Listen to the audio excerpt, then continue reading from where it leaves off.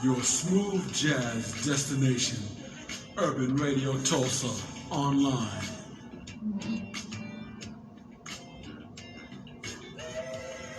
Black Power. This is a community service announcement sponsored by Urban Enterprises Tulsa and Urban Radio Tulsa Online. Our guest today is Brother James L. Johnson of Tulsa, Oklahoma. Here now, Brother Johnson.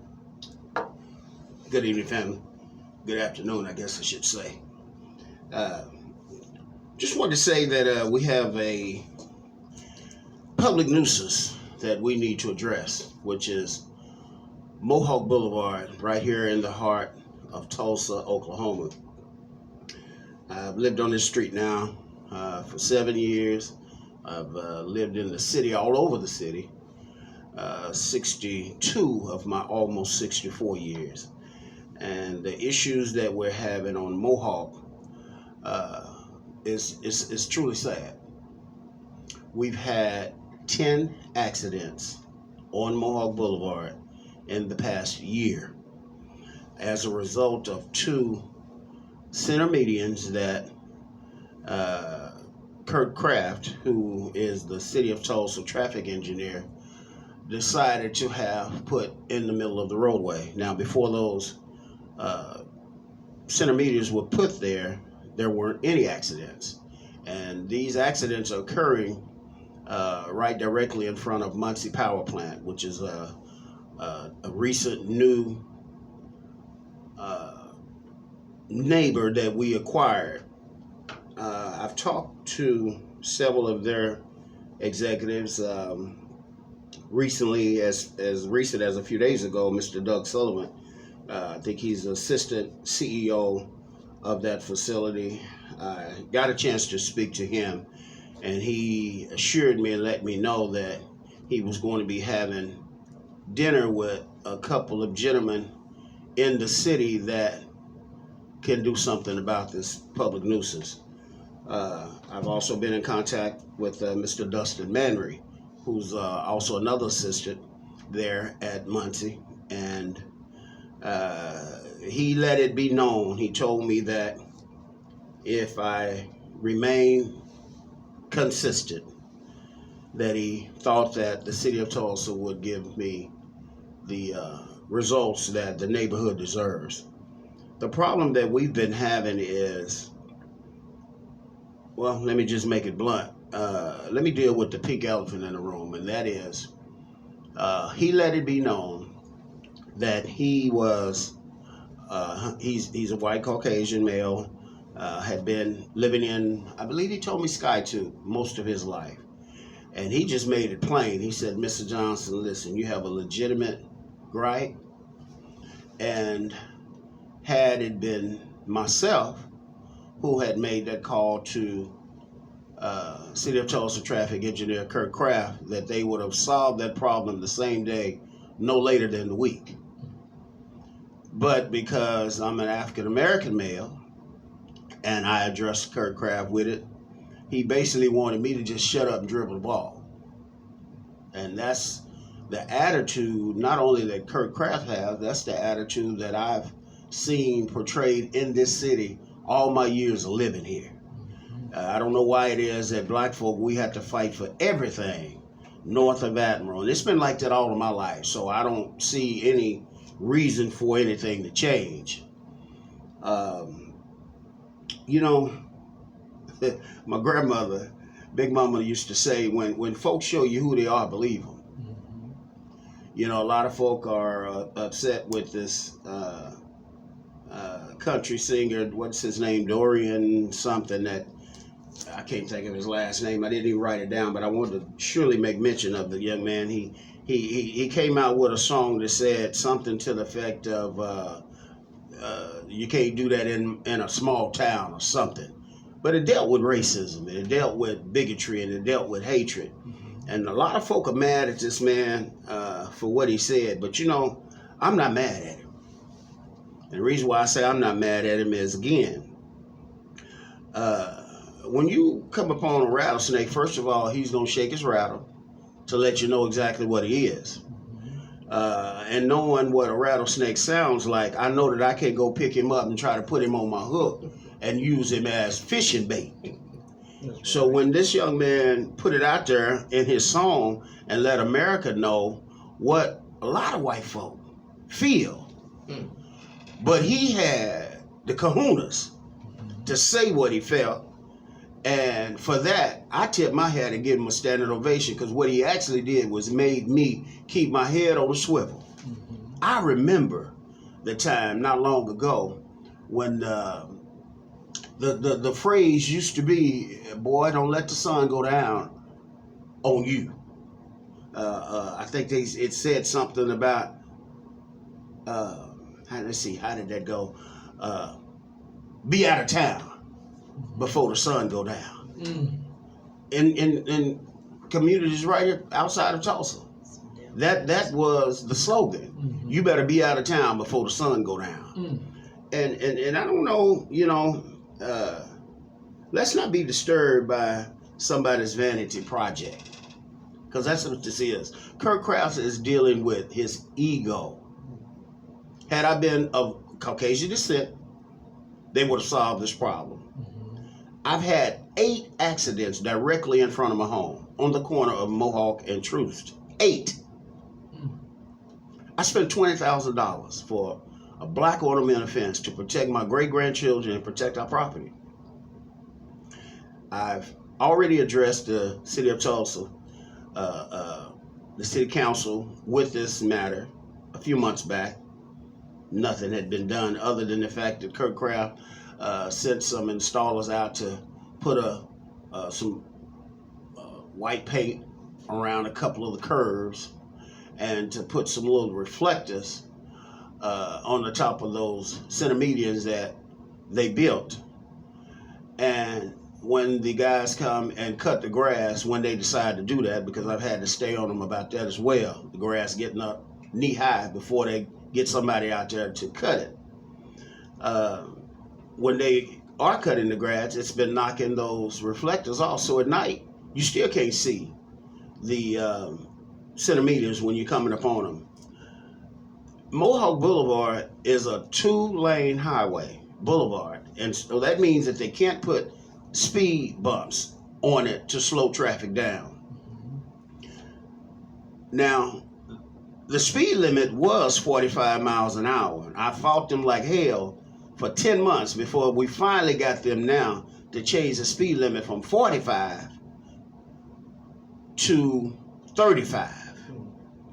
And right in the area directly in front of my home, it slows down from 35 to 30, because that hill is where people have been coming up and getting ready to turn left, which would be west onto Mohawk. But folk are flying over the hill headed west and are T-boning them right there at that intersection of Mohawk and Troost. Now, 2 of the last accidents that they've had have come 1 foot from hitting my fence. 1 foot. Now, I've said all that I'm gonna say to them, but they think they got some problems now. If somebody comes over that hill and get into my fence, Tulsa's gonna really have some problems. The city of Tulsa's gonna really have some problems. I'm going to, we're gonna have a party. We're gonna have a block party on Mohawk. And what the citizens and residents saw on Greenwood is just a fraction of what you'll see on Mohawk. I just know that all I have to do is make a couple of calls. We can get this problem solved their way or the Panther way. And we don't make no appointments. We just show up. And so I don't want to have to make that type of call. So I'm asking the mayor, G.T. Bynum. I'm asking the city council to do their part. I'm due to speak again, second time, next Thursday, if the good Lord, God Almighty says the same. I will be addressing them again about this recent accident. We just had another accident at the corner of Mohawk and Lewis, just this past Friday, I believe it was. a 95-year-old motorist hit a porta potty truck right there at the intersection of Mohawk and Lewis. Shut traffic down for over 4 hours. And the gentleman, I talked with several officers, told me that he didn't have a seatbelt on. It ejected him out of the truck. He laid on the sidewalk. He was alive when they got there to him, but he told me he didn't think that that gentleman was going to make it. It didn't look good. Again, that same culprit, Mohawk Boulevard and Lewis.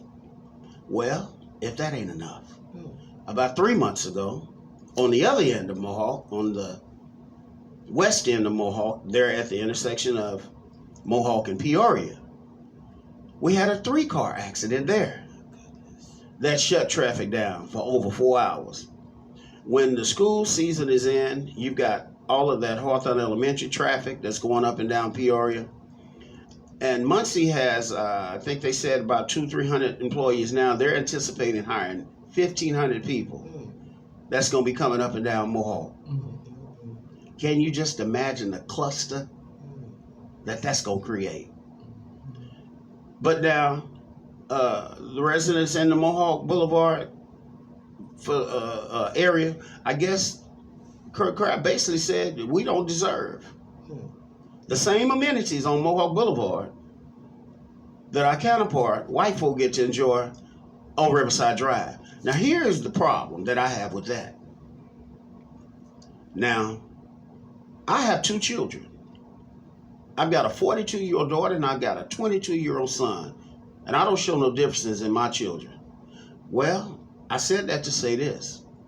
If Muncie Power Plant is supposed to be George Kaiser's baby on Mohawk, and if the gathering place on Riverside Drive is supposed to also be George Kaiser's baby, now if they have flashing speed limit lights and signs on Riverside Drive, predominantly white neighborhood, why is it that Mohawk Boulevard can't have those same amenities? Why is it that some white folk, I'm not saying all, but why is it that some white folk feel that we can't enjoy the same amenities that they get to enjoy on a daily? Why do we have to fight like hell for everything that we get? And these same folk are folk that cry out loud that they Christians, that they evangelicals, and all of this. But what would Jesus really do? It depends on which one you're talking about. Are you talking about the white Jesus or are you talking about the black Jesus? I know the black one. All my history leads me to believe that he looked just like me. Is that the one that you're talking about? You know, I just don't understand why it is. I've spoken to Tameko Bobo. She was Kurt Kraft's assistant. She couldn't get me no help. She referred me to Kile Billingham. He sent the gentleman over to put a 30-mile-an-hour sign up. The sign needed to be closer to the intersection there on the north side, on the south side of the street, right where the accidents are happening, to let folk know that are heading east on Mohawk that the speed limit drops down from 35 to 30 right before you approach that intersection. Well, guess where they put the 30-mile-an-hour sign at? Way back here at Peoria. Almost a mile from where the accidents are happening. Because they don't care. They don't give a damn. Because they don't live on the street and it doesn't affect their livelihood. This is what we've been dealing with.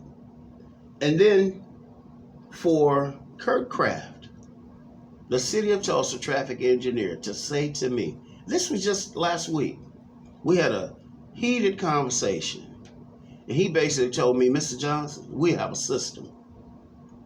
Oh, I understood exactly what he was saying. He said, we have a system. That's code to me. Just like when Donald Trump said that we're going to make America great again. He basically was saying, we're going to make America white again. That's what he was saying. Kurt Kraft said to me, we have a system. Paul Zachary is no longer my boss. They transferred him. And my boss is Terry Ball. And Terry Ball and I hadn't talked. And then he had the nerve, God, and audacity to tell me, Terry's not going to go against me. Wow. So that lets me know what we're dealing with. That's your system. It's the system. System. White supremacy. Yes, exactly. It's a shame. It's really, truly a shame. In 2023, this is what we're dealing with. Brother, I dealt with this back in the 60s. I've been here in racist Tulsa, Oklahoma back then. And nothing has changed. Nothing has changed. It's still the same old, same old, same old. And we wonder why. I know why. They don't care. Because it doesn't affect them. But if they let somebody get into my fence, I'm going to have every Panther, every brother, every sister, black militia, family member, we're going to have us a party on Mohawk Boulevard. I thank you all for the platform. I thank you, Brother Ray, for the time, Sister Nikki, for the time, because it's time out for playing. Big Mama used to say, right is right, wrong is wrong. Right don't wrong nobody. Just do right, City of Tulsa. That's all we want you to do. Just do right.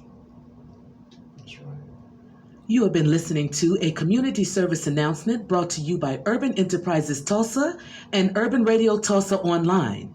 And if you have a community announcement you'd like to address, contact us at urbanenterprisestulsa@gmail.com or give us a call at 918-467-5630.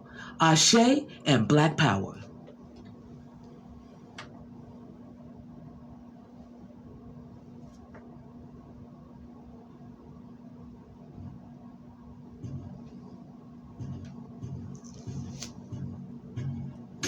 Urban Radio Tulsa Online is a vibe and a verb. Get into it, baby.